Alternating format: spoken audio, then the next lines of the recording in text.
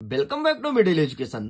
कैसे हो मेरे फ्री फायर लवर्स एंड मीठे मीठे रसगुल्लो। चलो हम वीडियो को प्रारंभ करते हैं। देखो भाई, कक्षा 9वीं के गणित का पेपर है।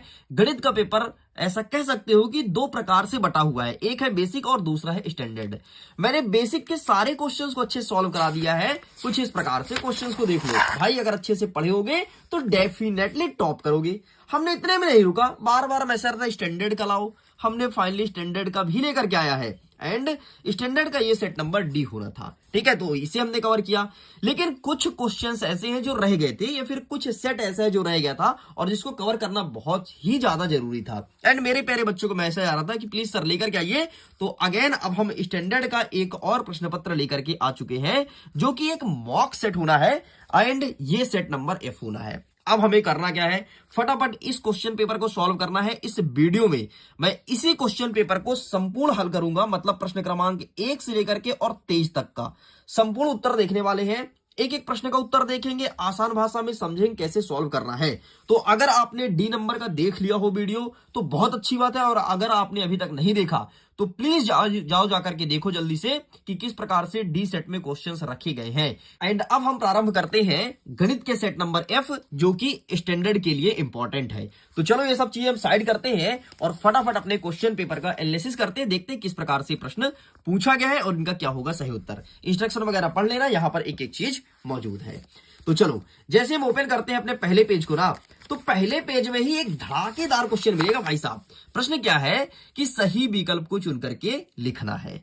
पहला नंबर कहता है यदि r परिमेय संख्या है और s जो है वो अपरिमेय संख्या है तो r धन s क्या होगा। मतलब ये कह रहा है कि अगर तुम परिमेय और अपरिमेय को जोड़ते हो तो क्या निकलेगा। प्रश्न पूछने का तरीका देख रहे हो। तो अगर मैं परिमेय और अपरिमेय को जोड़ूंगा तो हमेशा अपरिमेय संख्या निकलेगा, अर्थात option number B is correct answer. आगे देखते हैं, दूसरा नंबर कहता है कि एक बहुपद दिया है 4x² माइनस 2x की पावर में 7 धन 10x क्यूब की घात क्या होगी। तो इसकी अधिकतम घात कितनी है, 7 है। तो इसका सही आंसर लगाना है option number A is correct answer. हमारा तीसरा नंबर कह रहा है कि k का मान निकालना है। अगर x का मान 0 है और y का मान 1 है तो इस समीकरण को सॉल्व करना है। तो भाई साहब जब हमने इसका वैल्यू पुट करना स्टार्ट किया, x के स्थान पर 0 और y के स्थान पर 1 रखा, तो इसका सही आंसर 1 निकल के आया है, तो ये सही उत्तर हो जाएगा। चौथा नंबर कहता है हमें एक समीकरण दिया है x माइनस 2y बराबर 4, इसका हल क्या होगा। जब हमने इसको सॉल्व किया तो इसका सही आंसर निकल गया है 0 और 2। नेक्स्ट कहता है किसी समबाहु त्रिभुज के प्रत्येक कोण क्या होता है। तो समबाहु त्रिभुज के प्रत्येक कोण का मान होता है आपका 60 डिग्री। तो इसका सही आंसर ऑप्शन नंबर ए हो जाएगा। नेक्स्ट कहता है छठवां नंबर कि दीर्घवृत्त का कोण होता है। तो दीर्घवृत्त का कोण कितना होता है। तो दीर्घवृत्त का कोण हमेशा 90 डिग्री होता है। तो इसका सही आंसर आपको लगाना है option number D. Same question English में अवेलेबल है। अगर आप इंग्लिश मीडियम के विद्यार्थी हैं तो सारे क्वेश्चन को बढ़िया अंग्रेजी में देख सकते हैं। चलो पेज को पलटते हैं, आगे बढ़ते हैं नेक्स्ट प्रश्न। नेक्स्ट हमारा प्रश्न क्रमांक 2 कह रहा है कि 2 धन √3 एक क्या है। ये यहां पर परिमेय भरोगे अपरिमेय, तो ये है एक अपरिमेय संख्या, तो यहां पर आपको लिखना है अपरिमेय। आगे बढ़ते हैं, नेक्स्ट कहता है दूसरा नंबर की वास्तविक संख्या ए बहुपद px एक शून्यक होता है तो pa बराबर क्या होगा। तो pa का मान निकालना है, तो आपके pa का मान सिंपल सा हो जाएगा यहां पर 0, तो 0 लिख देना है। नेक्स्ट कहता है निर्देशांक अक्ष तल को 4 भागों में बांट देते हैं, जिन्हें क्या कहते हैं। तो इन्हें हम चतुर्थांश के नाम जानते हैं। क्या कहते हैं, चतुर्थांश। एंड इसके बारे में आगे क्वेश्चन भी सॉल्व करेंगे। नेक्स्ट कहता है पूर्ण अपने भाग से डैश डैश होता है। तो पूर्ण अपने भाग से क्या होता है, तो ये हमेशा धनात्मक और ऋणात्मक होता है। तो यहां पर आपको लिखना है धनात्मक और ऋणात्मक, बस इतना लिख के कंप्लीट करना है, ऋणात्मक। नेक्स्ट कहता है कि वे रेखाएं जो एक ही रेखा के समांतर होती है वो परस्पर क्या होती है। तो परस्पर समांतर रेखा कहलाती है। अरे भाई जब समांतर है तो ये भी रेखा समांतर होगी। नेक्स्ट कहता है समान त्रिज्या वाले 2 वृत्त होते हैं। तो समान त्रिज्या वाले 2 वृत्त हमेशा समरूप होते हैं। इस प्रकार से होता है कंप्लीट। आगे देख लीजिए, सेम क्वेश्चन अवेलेबल है इंग्लिश मीडियम में। अगर आप इंग्लिश मीडियम के स्टूडेंट हैं तो सारे प्रश्नों का बढ़िया स्क्रीनशॉट ले लो। इतना ही नहीं, इसके पीडीएफ को डाउनलोड करना है तो लिंक डिस्क्रिप्शन बॉक्स में है, जा करके जल्दी से डाउनलोड कर लीजिए। चलो आगे बढ़ते हैं, अब हम कवर करेंगे सत्य और असत्य को। सत्य असत्य में हमारा पहला नंबर कहता है कि एक पद वाले बहुपद को क्या एक पदी बहुपद कहते हैं। बिल्कुल सही है। क्षैतिज रेखा को बाई अक्ष कहा जाता है। एक देखो, रेखा 2 प्रकार का होता है, एक होता है क्षैतिज, दूसरा होता है ऊर्ध्वाधर तो क्षैतिज को एक्स अक्ष कहते हैं, ठीक, तो ये गलत हो जाएगा।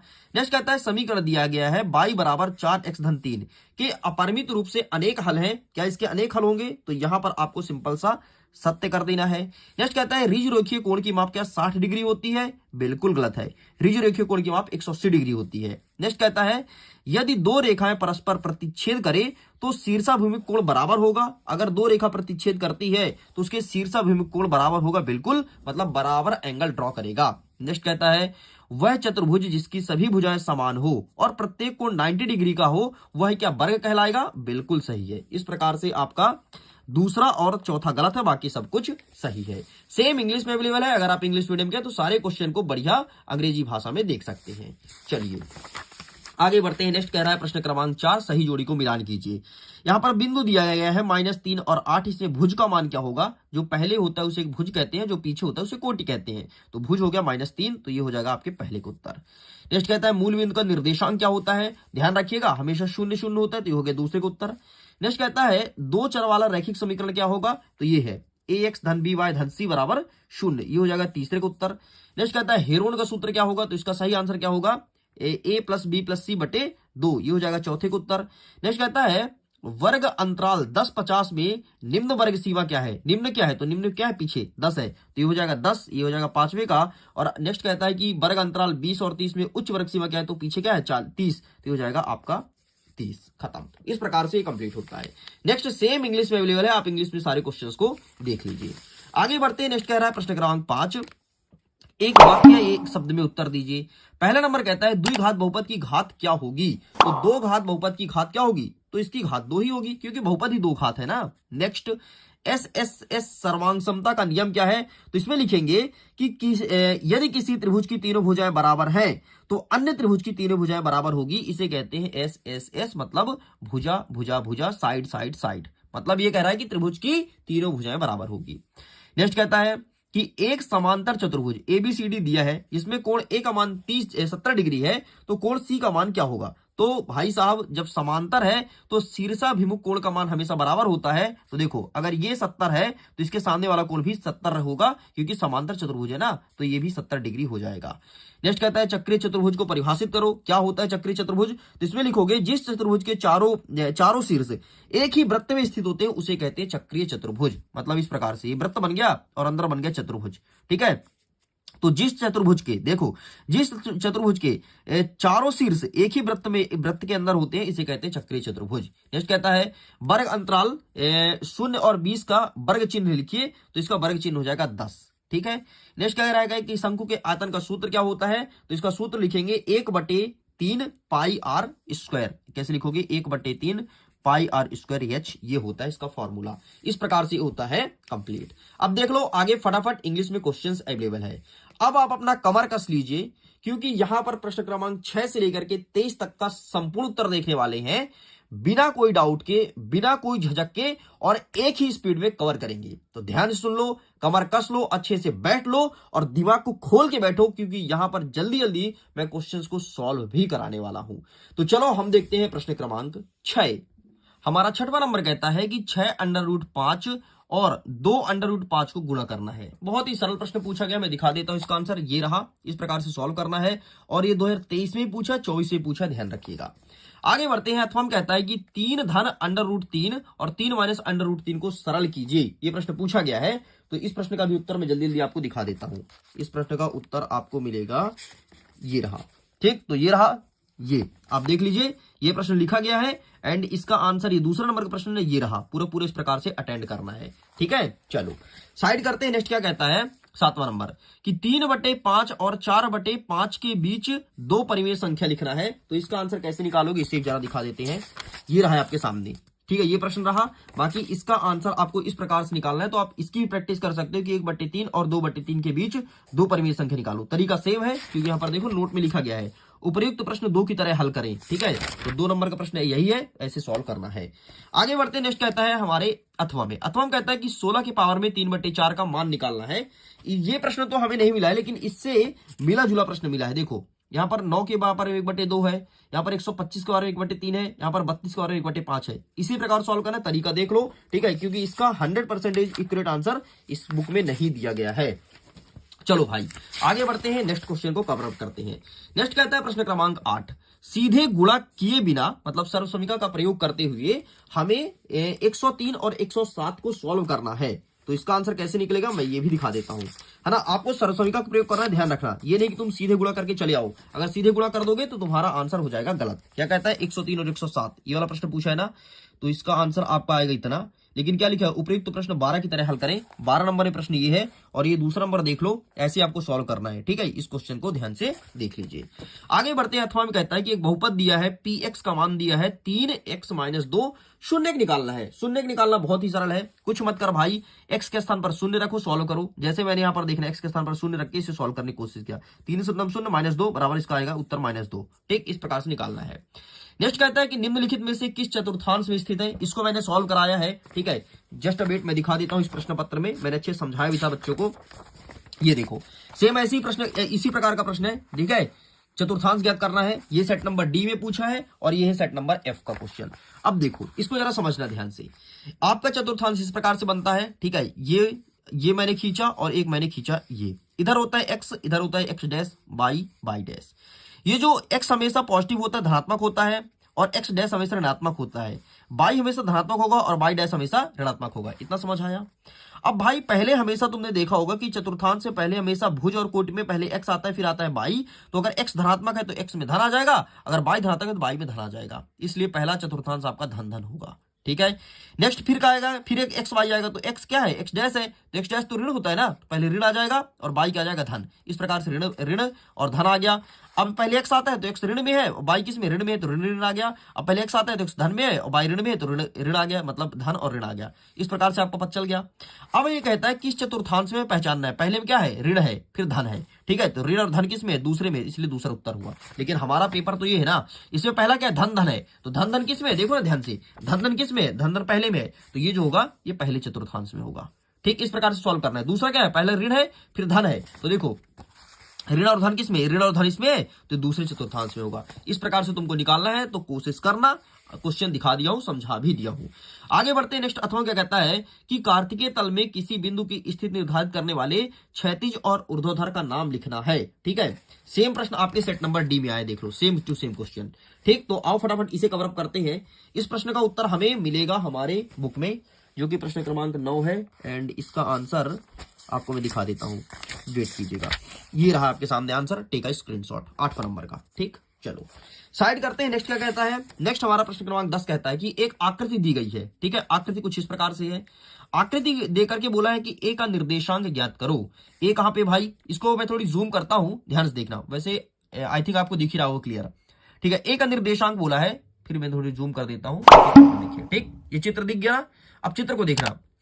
प्रश्न क्या कहता है, ए का निर्देशांक निकालो। तो ए का निर्देशांक क्या है, ए यहां पर है ना, तो पहले x लिखा जाता है, तो -4 और फिर 4, तो -4 और 4 हो जाएगा। ये देखो -4 और 4, क्योंकि पहले x लिखा जाता है, ठीक है। ऐसे बी बिंदु की भुज निकालो, भुज बताना है केवल, भुज। तो पहला होता है हमेशा भुज, फिर दूसरा होता है कोटि, मतलब x को भुज कहते हैं, ठीक है। तो b कहां पे है, b यहां पे है, x में 5 है, तो भुज आपका 5 हो जाएगा। ले भाई मैंने 5 लिख दिया।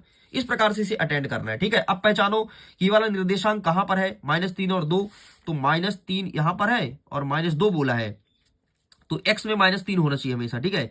तो x में -3 ढूंढो, ये -2, ये d में होगा, तो इसका आंसर डी बिंदु हो जाएगा।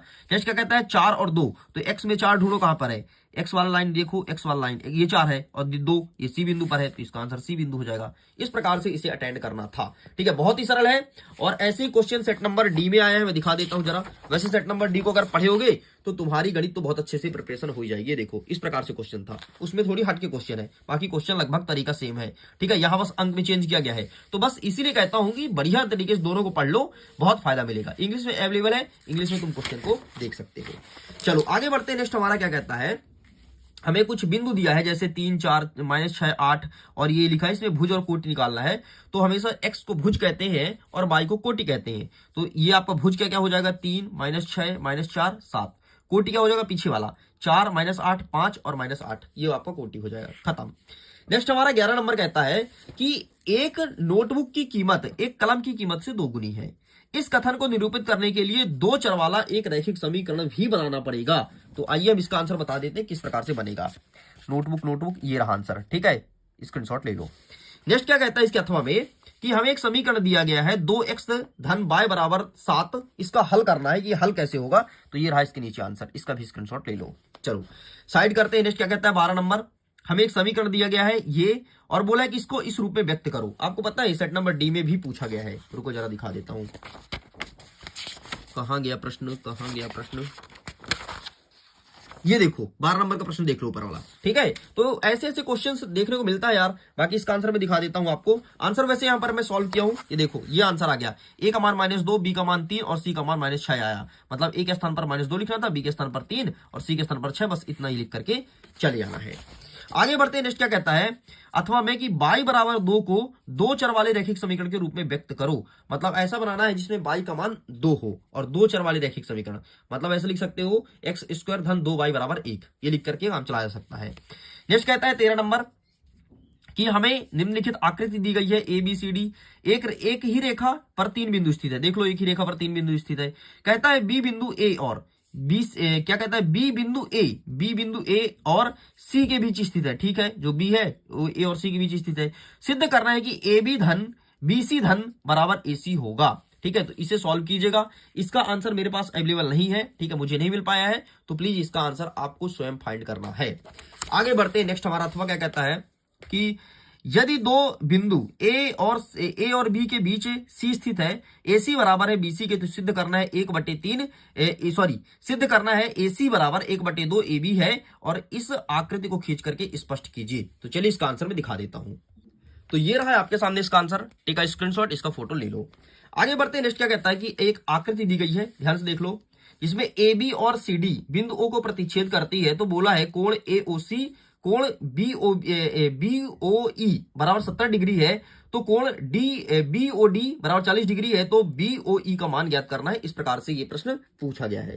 तो इसका आंसर भी आप स्वयं अटेंड कीजिएगा, मैं बताऊंगा इसके अथवा वाला। ठीक है, अथवा वाला कहता है कि आकृति दी गई है पी और क्यू और आर एस परस्पर बिंदु ओ पर प्रतिच्छेद करती है। कोण पी ओ आर और अनुपाते है कोण आर ओ क्यू के, जिसका मान है 5:7, तो कोण पी ओ आर का मान हमें ज्ञात करना है। तो आइए मैं इसका आंसर फटाफट दिखा देता हूं। ये रहा है आपके सामने आंसर, ये प्रश्न पूछा गया है, बढ़िया, इसका स्क्रीनशॉट ले लो एंड आंसर आ गया है। नेक्स्ट सेम क्वेश्चन इंग्लिश में अवेलेबल है, अगर आप इंग्लिश मीडियम के विद्यार्थी हैं तो क्वेश्चन को इंग्लिश में देख लीजिए। आगे बढ़ते हैं। 15 नंबर क्या कह रहा है। 15 नंबर का जो प्रश्न दिया गया है उसे ध्यान से देखिए, ठीक है, एंड अब हम फटाफट इसका आंसर दिखा देते हैं कि इसका सही उत्तर क्या हो जाएगा। तो 15 नंबर का आंसर आपको मिलेगा पेज नंबर 83 में। ठीक है, प्रश्न क्या पूछा है, प्रश्न आपका पूछा है 15 का नीचे वाला दिखाता हूं। ठीक है, नीचे वाला आंसर दिखाता हूं। एबीसी एक ये आपका समकोण त्रिभुज है जिसमें कोण ए का मान 90 डिग्री और इतना दिया गया है, तो बी और सी का मान निकालना है। ये रहा आपका प्रश्न का उत्तर। चलो साइड करते हैं। नेक्स्ट कहता है 16 नंबर। 16 नंबर कहता है आपका कि एबीसी एक त्रिभुज है, ठीक है, जिसमें कोण सी समकोण है और कर्ण AB के मध्य बिंदु M से होकर के BC के समांतर खींची गई रेखा AC को D पर प्रतिच्छेद करती है। दर्शाइए D भुजा AC का मध्य बिंदु है। ठीक है, अथवा वाला देख लो। अथवा में कहता है कि दी गई आकृति ABCD एक समांतर चतुर्भुज है तथा AP और CQ शीर्ष A और C से विकर्ण B और D पर क्रमशः लंब है। दर्शाइए कि त्रिभुज APB सर्वांगसम होगा त्रिभुज CQD की। ठीक है, इस प्रश्न को देख लो, ये आपके लिए होमवर्क है एंड इसका आंसर आप लोग मुझे देंगे मेरे व्हाट्सएप नंबर पे। मेरा व्हाट्सएप नंबर क्या है, यहां पर देख लो, 74 70 705 703। इस नंबर पर आपको मैसेज करना है और बताना है कि सर ये रहा हमारा सही उत्तर। ये आपके लिए होमवर्क है, मैं हमेशा होमवर्क देता हूं और पढ़ने वाले बच्चे इसका आंसर भी करते हैं। आगे बढ़ते हैं। 17 नंबर क्या कह रहा है कि एक लंब वृत्तीय शंकु का पृष्ठीय क्षेत्रफल ज्ञात करना है जिसकी तिरक ऊंचाई 10 सेंटीमीटर और आधार 7 सेंटीमीटर है। ये प्रश्न पूछा गया है। अथवा हम कहता है कि उस गोले का आयतन ज्ञात करो जिसकी त्रिज्या 7 सेंटीमीटर है। तो दो में से किसी एक आंसर बताऊंगा। चलो मैं नीचे वाला बता देता हूं, ठीक है, ये फिर जो तुम बोलो, ऊपर वाला बोलोगे मैं ऊपर वाला बता दूंगा, क्योंकि एक आप लोग स्वयं अटेंड करेंगे, बाकी एक मैं बताऊंगा, क्योंकि एग्जाम में तो एक लिख करके आना है ना, दो नहीं लिखना है। तो चलो हम दिखा देते हैं नीचे वाला ही। ठीक, तुम लोग नहीं बोल रहे हो कि कहां का बताना है, तो हम अपने मन से नीचे वाला दिखा देते हैं। ये रहा प्रश्न, ठीक है, उस गोले का आयतन ज्ञात करो जिसकी त्रिज्या 7 है। इस प्रश्न को 20 की तरह हल करना है। 20 वाला प्रश्न ये रहा। ठीक है, गोले का आयतन का सूत्र पता होना चाहिए, 4/3 पाई r क्यूब। बस वैल्यू पुट कर दो, खत्म, तुम्हारा आंसर आ जाएगा। नेक्स्ट आगे बढ़ते हैं। 18 नंबर क्या कह रहा है, दर्शाइए कि एक आयत के प्रत्येक कोण समकोण होते हैं। एंड अथवा वाला देख लो फटाफट, अब फटाफट कवरअप करना है, ठीक है, क्योंकि एक ही वीडियो में सारे क्वेश्चंस को देना है आपको। तो आइए इसका आंसर मैं दिखा देता हूं। इसका आंसर ये रहा आपके सामने, ठीक है। ऊपर वाला पहले देख लो, समकोण है, ये रहा, ठीक है। एंड इसके नीचे वाला आंसर ये रहा आपके सामने 13 नंबर का, ठीक। 12 और 13 दोनों इसका सही आंसर है। बाकी इसके पीडीएफ को डाउनलोड करो, लिंक डिस्क्रिप्शन बॉक्स में दिया गया है। 19 नंबर कहता है चंद्रमा का व्यास पृथ्वी के व्यास के 1/4 है, तो दोनों का पृष्ठीय क्षेत्रफल का अनुपात निकालना है। तो इसका आंसर मैं जल्दी दिखा देता हूं, ये रहा आपके सामने, चंद्रमा का व्यास पृथ्वी का व्यास, ठीक है। 2019 में भी पूछा गया है प्रश्न, ठीक है, ये रहा। नेक्स्ट आगे बढ़ते हैं। नेक्स्ट क्वेश्चन कहता है इसके अथवा में कैप्सूल की दवाई दिया गया है 3.5 mm, ठीक है। इसमें व्यास का गोला की गोली इतनी है, तो कैप्सूल में भरने वाली दवाई कितने mm³ की आवश्यकता होगी, ये प्रश्न पूछा गया है। तो इसका आंसर आपके सामने ये रहा, ठीक। प्रश्न 18 तरह से सॉल्व करना है, 18 नंबर का इस प्रकार सॉल्व करना है, ठीक है। यहां पर बस चेंज करना है, तुमको सेंटीमीटर के स्थान पर mm कर देना है, बाकी पूरा आंसर यही आ जाएगा। आगे बढ़ते हैं। नेक्स्ट हमारा कह रहा है 20वां नंबर कि एक सारणी दिया गया है, इसमें बोला है कि आयत चित्र बनाओ, ठीक है। तो इसका आंसर मैं दिखाता हूं फटाफट कि आयत चित्र कैसे बनाना है। दो ही पूछता है भाई, एक आयत चित्र पूछेगा, एक आपसे दंडा आलेख बोलेगा, ठीक है। तो आयत चित्र वाला पहले पूछा है, तो आयत चित्र दिखा देता हूं, ये रहा, ठीक है। आयत चित्र उपर्युक्त प्रश्न 2 की तरह सॉल्व करें, ठीक है। ये 2 की तरह सॉल्व करना है, मतलब आयत चित्र कुछ इस प्रकार से बनेगा, ठीक, ये रहा। इस प्रकार से आयत चित्र बनाइएगा। आगे बढ़ते हैं, ये भी कंप्लीट होता है, इंग्लिश में अवेलेबल है, देख सकते हो। नेक्स्ट हमारा अथवा कहता है कि एक विधानसभा वाला दिया गया है और इसमें बोला है कि दंड आलेख को निरूपित कीजिए। तो आइए फटाफट मैं दंड आलेख बता देता हूं। ये कौन सा प्रश्न है, प्रश्न क्रमांक 20 का ना, ये रहा आपके सामने दंड आलेख, ठीक है। प्रश्न कौन सा है, ये पार्टी आर्टी वाला ही प्रश्न है ना। एंड इसका आंसर कैसे लिखना है, ये रहा तुम्हारे सामने, प्लीज टेक अ स्क्रीनशॉट।